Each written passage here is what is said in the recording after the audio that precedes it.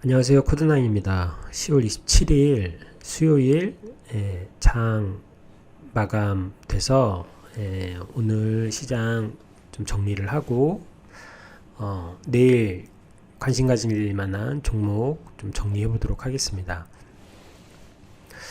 오늘 시장을 보면 오늘 돈 들어온 섹터를 보게 되면 메타버스가 오늘 좋았어요. 오늘 메타버스가 나쁘지 않았고, 뭐 아주 세진 않았지만 오늘은 조선주가 좋았고, 그리고 게임주가 오늘 굉장히 좋았습니다.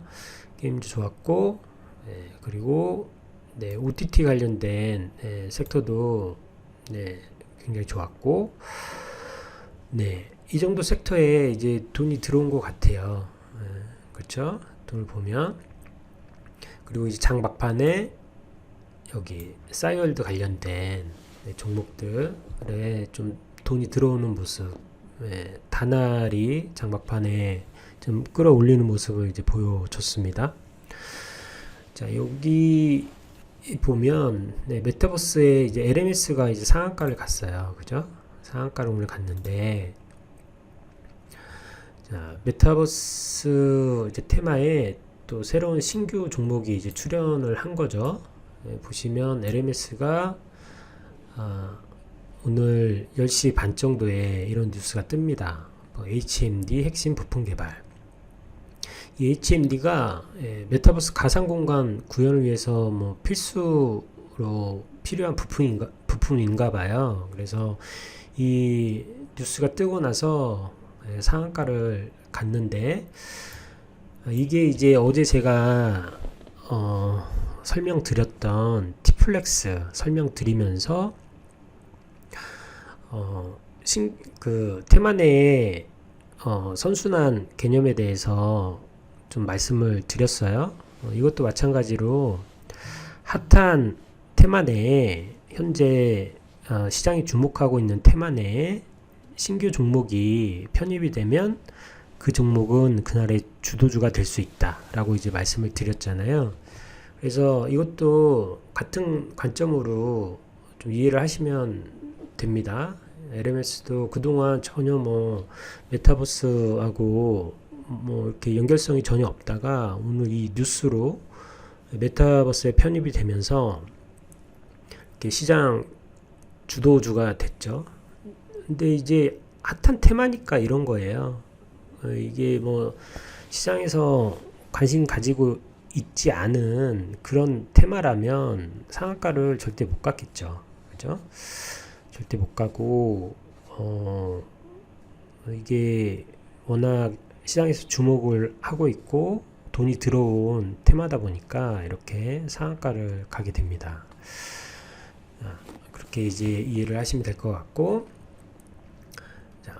버킷 스튜디오가 오늘 또 상한가를 갔어요. 버킷 스튜디오가 이제 상한가를 갔는데, 버킷 스튜디오 뉴스를 한번 볼까요?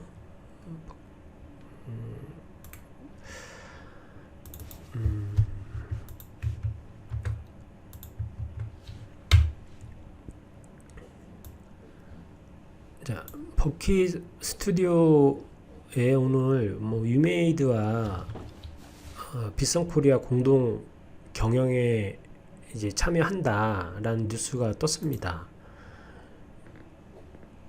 비덴트가 빗성코리아 이사 선임권 한 자리를 유메이드 측에 내줬고, 그 유메이드 대표는 버킷 스튜디오 대표와 함께 빗성 경영에 직접 참여한다. 그래서 이게 버킷 스튜디오가 이제 현재 이제 시장에서 주목받고 있는 OTT 컨텐츠 관련된 테마에 속한 종목인데, 그 오징어 게임과 이제 연결돼서 굉장히 이제 핫한 종목이었는데 갑자기 암호화폐 쪽으로 또 포함이 됐어요. 그래서 버킷 스튜디오도 암호화폐가 만약에 시장에서 주목을 받으면 또 관심 있게 지켜볼 만한 종목이다. 이게 뭐 바른손도 그렇고 게임빌도 그렇고 이런 OTT나 게임 쪽 관련된 회사에서 이런 블록체인이나 암호화폐 쪽으로 관심이 많나 봐요. 네, 다 이제 연결이 이제 뭐 하나 둘씩 되는 것 같습니다. 그래서 이런 뉴스로 버키 스튜디오가 오늘 상한가를 갔고, 동방성기는 관리 종목이라 손대기 좀 부담스러운 종목이죠. 이제 오늘 조선주가 좋았죠. 조선주, 조선업종이 내년 2분기 턴어라운드 기대감, 그리고 수주 모멘텀 지속, 뭐 이런 이제 내용으로 오늘 조선 쪽과 조선 기자재 쪽 종목들이 이제 상승을 보여줬습니다. 근데 이게 이런 이제 기대감이 있으니까 가긴 하는데, 차트들이 그렇게 뭐 이제 몇 개 빼고는 현대중공업 좋네요. 그래서 여기서 이제 종목을 잘 추려 볼 필요가 있겠다라고 생각이 들고, 이게 이제 오늘은 시장에서 이제 관심을 받긴 했지만 뭐 길게 갈 만한 그런 이제 모멘텀은 아니지 않을까. 왜냐면 이제 이 내용이 내년 2분기 턴어라운드 기대감이니까 아직 시간이 많이 남았고, 물론 이제 주식은 이제 기대감, 그래서 선행을 하는데 그 기대감에 따라서 그래도 내년 2분기는 좀 빠르다. 그러니까 물론 이제 뭐 장기적으로는 우상향 할 수 있을 만한 부분이긴 하지만, 단타로 뭐 핫하게 이제 접근할 만한 섹터는 저는 좀 아닌 것 같아요, 제 생각엔. 그리고 이제 삼성중공업 같은 경우에는 수주가 계속 이어지다 보니까 뭐 중장기적으로는 뭐 괜찮지 않을까, 중공업 쪽은. 뭐 그렇습니다. 그렇고,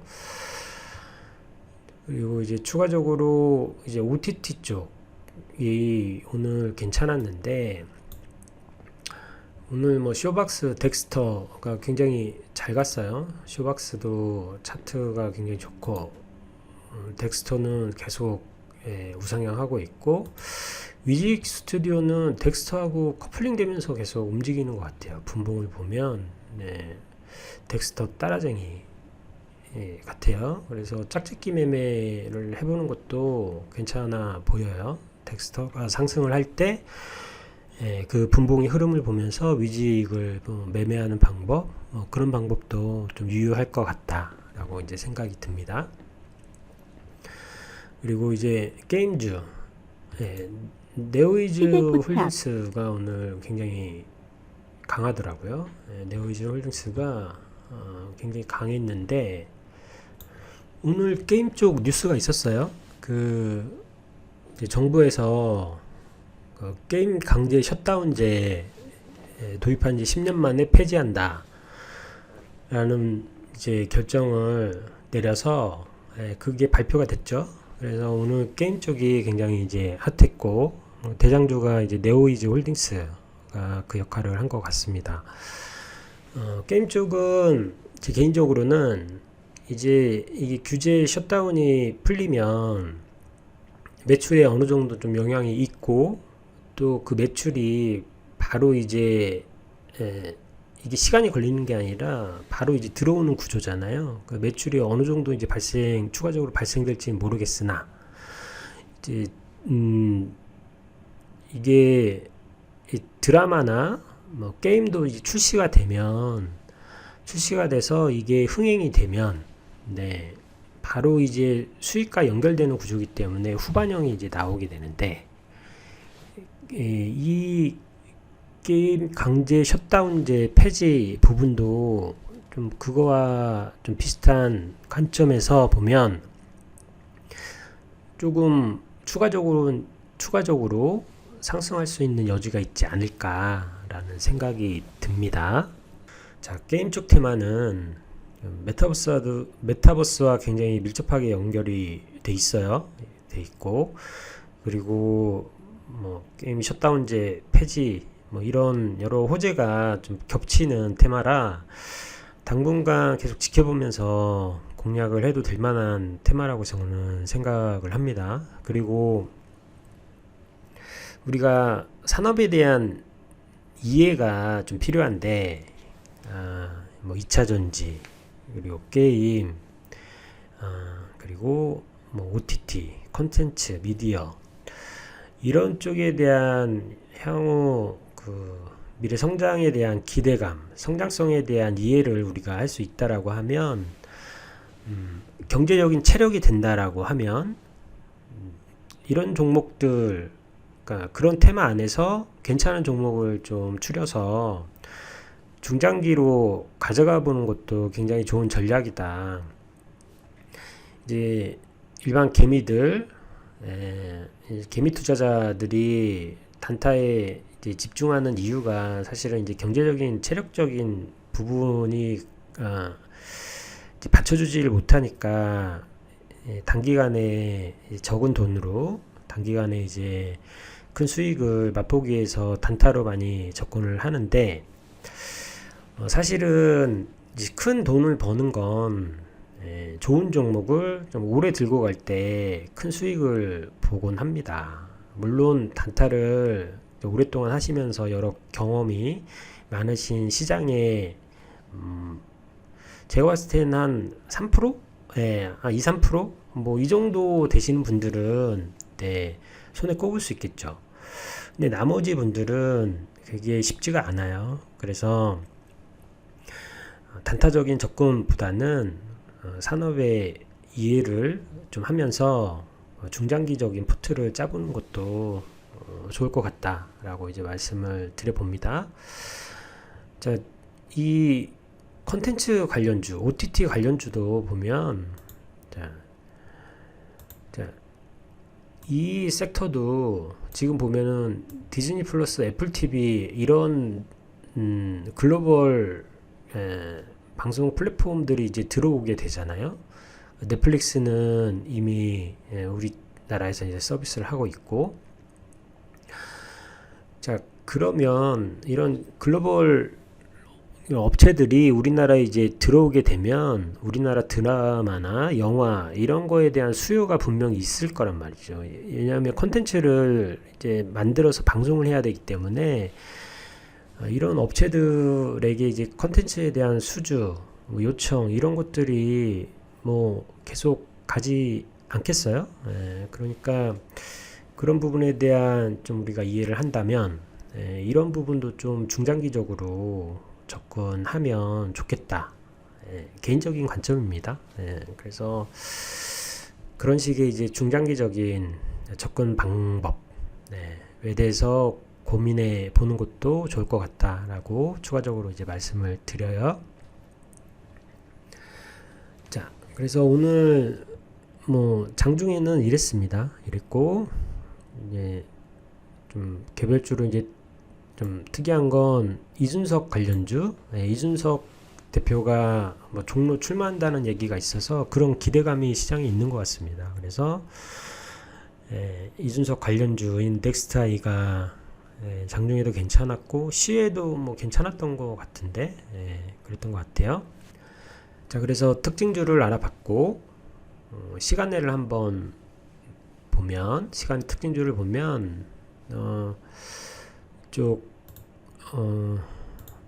리튬 인산철 LFP 그쪽 섹터가 좋았어요. 이쪽에 뉴스가 있었는데 이쪽에 뉴스가 자 봅시다. 자, 이 뉴스가 장 끝나고 이제 떴는데 장 끝나고 떴죠. 테슬라에 이어 벤츠도 일부 전기차 배터리 LFP로 교체 추진하고 있다. 이게 이제 테슬라만으로도 괜찮은 재료예요. 그 LFP는 굉장히 신선한 그 전에 없었던 이제 이런 내용이었고 전고체 배터리나 뭐 다른 배터리 뉴스는 굉장히 많았는데 이게 이제 지난주부터 해서 새롭게 나온 그런 모멘텀이고, 그런데 이제 오늘 벤츠까지 같이 일부 전기차의 배터리로 LFP로 이제 교체를 추진을 하겠다라는 이제 뉴스가 나오면서 시간외로 펜스타가 상한가를 왔고, 펜스타 상한가 왔고, 파워넷 좋았고, 그리고 이지도 2% 정도 상승을 했습니다. 펜스타 상한가, 그리고 파워넷이 6.7% 정도 이렇게 갔죠. 그래서 내일은 아마도 리튬 인산철 LFP 쪽이 괜찮을 것 같다라는 생각이 들어요. 괜찮을 것 같고, 이게 차트도 보면은 일단 이 돈이 들어왔고, 이 위에서 지금 놀고 있잖아요. 이 봉 위에서 지금 돈 들어온 봉 위에서 지금 계속 이제 놀고 있고, 펜스타 한번 볼까요? 펜스타도 마찬가지죠. 펜스타도 최근에 이 상단에서 지금 형성을 하고 있고, 아모그린은 이제 단일가 예고가 떴어요. 단기가열 종목 예고가 떠서 이게 이제 내일 만약에 추가 상승이 나오면 단일가로 이제 들어가게 됩니다. 그래서 그런지 이제 아모그린텍은 시간의 상승을 하지 못했어요. 내일 이제 대장주가 바뀔지, 또 이게 굉장히 좋은 호재고 강하다면 아모그린텍이 뭐 단일가 무시하고 또 장대 양봉을 또 뽑을 수도 있어요. 근데 이제 좀 봐야 될 것 같다. 자, 여기서 우리가 오늘 공부할 거리가 하나 나오는데, 공부거리라기보다는 매매에 대한 팁이라고 할 수 있을 것 같아요. 자, 어제 리비안 관련주들의 시간의 상승과 오늘 리튬 인산철 LFP 테마의 시간의 상승은 좀 다릅니다. 어떻게 다르냐? 리비안은 어제 시간외로 이제 상승이 나왔지만 특별한 뉴스가 없는 상승이었어요. 그러다 보니까 오늘 이제 시초가의 갭이 뜨고 큰 추가 상승이 없이 이제 하락을 보이게 되죠. 자, 그런데 오늘 LFP 시간의 상승은 뉴스가 있는 이제 시간의 상승이었단 말이죠. 그러니까 이런 뉴스가 있는 시간의 상승은 다음날 갭이 뜨면서 또 추가적인 상승이 나오는 경우가 많이 있어요. 왜냐면 시장의 기대감이 그만큼 더 크다라는 거죠. 우리가 이제 단타를 할 때 이 뉴스에 굉장히 민감해야 된다. 뉴스를 잘 파악을 하고 어떠한 이 테마와 이 종목에 어떠한 기대감이 있는지를 알고 매매를 해야지, 그렇지 않으면 뭐 조금 상승하는 것 같으면서 요즘 굉장히 큰 투매가 많이 나와요. 장대음봉, 뭐 분봉상 막 그냥 일자로 일분봉에 막 몇 프로, 막 4, 5%, 한 10%까지 내린 경우도 많고, 그래서 이제 그런 것들을 잘 파악을 하면서 이게 이 뉴스의 크기가 어느 정도 되는지, 이 눌림에 우리가 잡아야 되는지, 이 돌파가 페이크가 아니고 진퉁인지, 이런 것들을 여러 가지 이제 복합적인 요소가 있긴 하지만 기본이 되는 건 뉴스의 크기다. 그래서 우리가 단타를 할 때 뉴스에 민감해야 되고, 여러 이제 수많은 경험을 통해서 뉴스가 나왔을 때 이 뉴스의 크기가 어느 정도 되는지, 신선한지, 새롭게 나온 뉴스인지, 또 이거에 대한 파괴력, 또 관련 업체, 이게 글로벌적인 이슈인지 국내 아니면 특정 회사 이슈인지, 뭐 이런 것들을 잘 파악을 해서 그 뉴스에 따라서 매매를 할 필요가 있다. 라고 이제 말씀을 드립니다. 그래서 내일은 이 LFP 이쪽 섹터를 오전에 좀 봐야 될 것 같고, 그리고 싸이월드 관련주 좀 봐야 될 것 같아요. 싸이월드 관련주 좀 봐야 될 것 같고, 그리고 시간외로 CIS도 네, 상승을 했는데 CIS도 뉴스가 있어요. 보니까 CIS도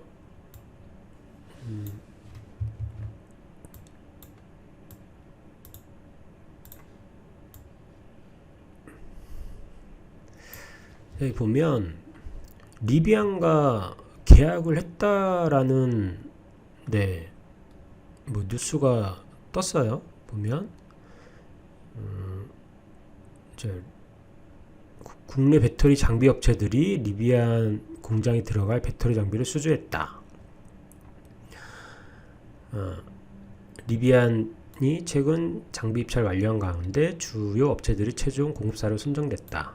근데 여기 CIS가 이제 나온단 말이에요. 네, CIS가 배터리 전국 공정 제조 장비 구매 계약을 체결했다라고 하는데 뭐 고객사와 관련된 내용을 확인할 수 없다. 부정은 안 했어요. 그래서 CIS가 2% 넘게 시일 상승을 해서 내일 이쪽도 좀 봐야 될 것 같아요. 리비안 관련주들. 네, 실질적으로 이제 계약을 했다라는 건 지금 CIS밖에 없으니까 PNT하고 CIS니까 내일은 이쪽 리비안 관련주도 좀 지켜봐야 되겠다라고 이제 말씀을 드립니다. 그리고 이제 위드 코로나는 또 계속 봐야 될 것 같아요. 10월 29일 날 확정이 되면 이제 재료 소멸로 죽을지 아니면 제 생각엔 재료 소멸 아닐 것 같은데 이게 이제 시작을 하는 입장이기 때문에 그리고 또 의미 있는 상승이 크게 나오지 않았기 때문에 선반영이 뭐 없어요. 선반영이 커야 뭐 재료 소멸인데 저는 이게 최종 확정이 되면 뭐 꾸준히 당분간 좀 오를 수도 있지 않을까라는 생각이 드는데 봐야죠. 이제 오르지 않으면 이제 대응해야 되고, 그리고 오늘 화장품 쪽은 뭐 중국 쪽의 화장품 수요가 그렇게 뭐 시장이 그렇게 좋지 않을 것 같다라는 뉴스가 떴나 봐요. 그래서 뭐 그런 뉴스 때문에 조금 약세로 네, 오늘 좀 약세를 보였는데 관군제가 있으니까 아직 일정이 남았으니까 좀 봐야 될 것 같아요. 그거와 상관없이 이제 관군제라는 상징성이 있고 기대감이 있으니까 네, 관군제 일정이 이제 다가오면 네, 이쪽 그 섹터도 좀 우리가 주시해서 봐야 되겠다라고 생각이 듭니다. 게임주는 계속 봐야 될 것 같고 메타버스, 원전 뭐 지켜보시죠. 네, 여기까지 하고 제가 장 마감 정리 그리고 또 오늘 특징주 또 내일의 관심 종목 이렇게 정리를 하면서 그때그때 뭐 공부할 거리 또 제가 알고 있는 경험 이렇게 조금씩 말씀드리고 있어요. 그래서 이제 도움이 되시면 구독, 좋아요, 알람 설정 네, 부탁드립니다. 감사합니다. 고맙습니다.